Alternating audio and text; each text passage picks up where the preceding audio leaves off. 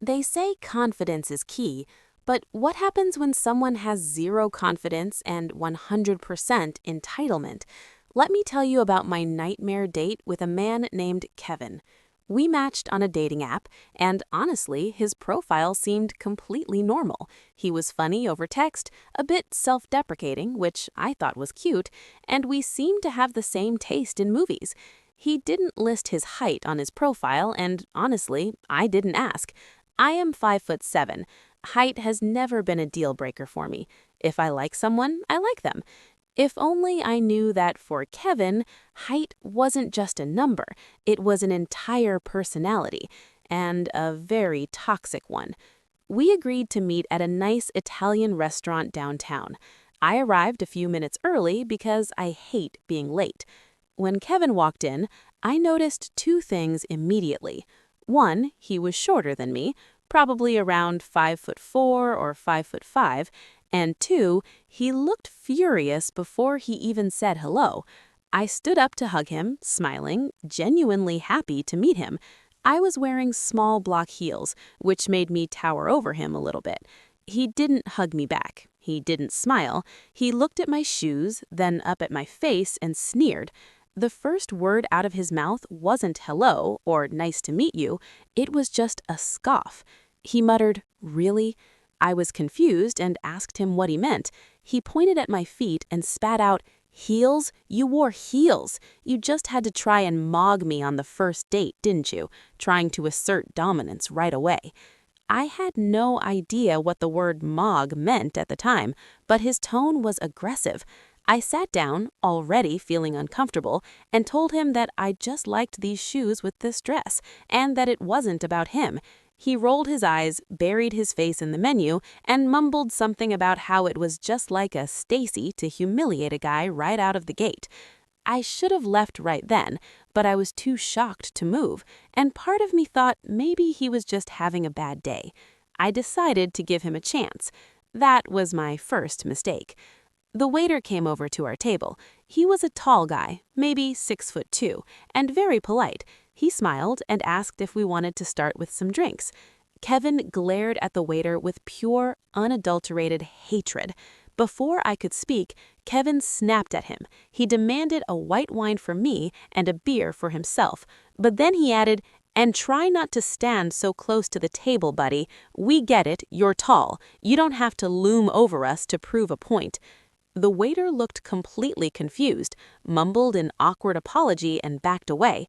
I leaned across the table and whispered that his behavior was incredibly rude and that the waiter was just doing his job.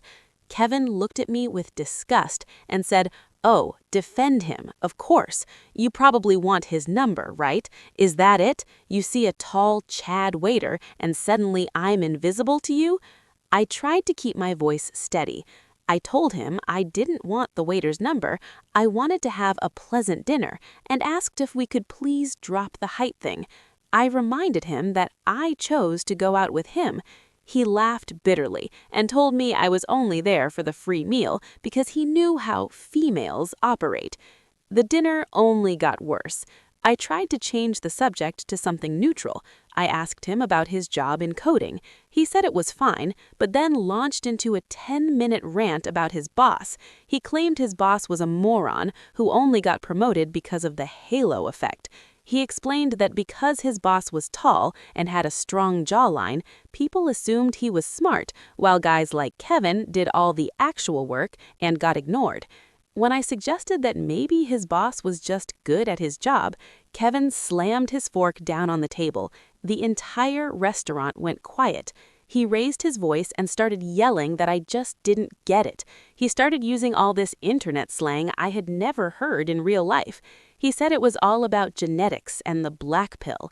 He said if your wrist bones are too thin or your height starts with a 5, you are doomed to a life of misery because women are biologically programmed to despise men like him.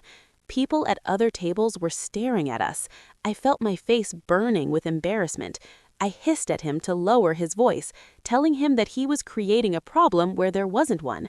I told him the only reason I was starting to dislike him was because he was acting like a jerk, not because he was short. He mocked me. He called it the personality argument and said it was a lie women tell to feel better about being shallow. He told me that if he was 6'4" and treated me like trash, I would love it. That was the breaking point. I couldn't take another second of his insecurity projecting onto me. I stood up, pulled a $20 bill out of my purse, and threw it on the table to cover my wine. I told him I was leaving. He jumped up, his face turning bright red, and shouted, "See, I knew it. You're walking out because of my height. You can't handle a man who sees through the lies." I turned around near the door, and I decided to give him the hard truth in front of everyone. I spoke loudly so the whole room could hear me. I told him that my ex-boyfriend was 5'4". We dated for 3 years, and I loved him because he was funny, kind, and confident. He didn't blame the world for his genetics. I told Kevin, "I'm not leaving because you're short. I'm leaving because you have a Napoleon complex the size of this building. You are alone because of your personality, period." I walked out the door. As I pushed through to the street, I heard him screaming behind me, calling me a shallow liar and other names I won't repeat. The bouncer actually had to stop him from following me out. I got into my car, locked the doors, and blocked his number immediately. Later that night, out of morbid curiosity, I found his Twitter account. It was full of angry rants posted 10 minutes after I left, bragging about how he destroyed a Stacy at dinner and how I was too intimidated by his high intellect to stay. It was delusional. The moral of the story is simple. Gentlemen, if you are watching this and you are insecure about your height, please listen to me. Nobody cares as much as you do. Confidence is attractive. Bitterness is repulsive. You can be the shortest man in the room and still be the most attractive if you are kind and secure in yourself. But if you act like Kevin, you will be alone forever, and it won't be because of your height. It will be because you are intolerable.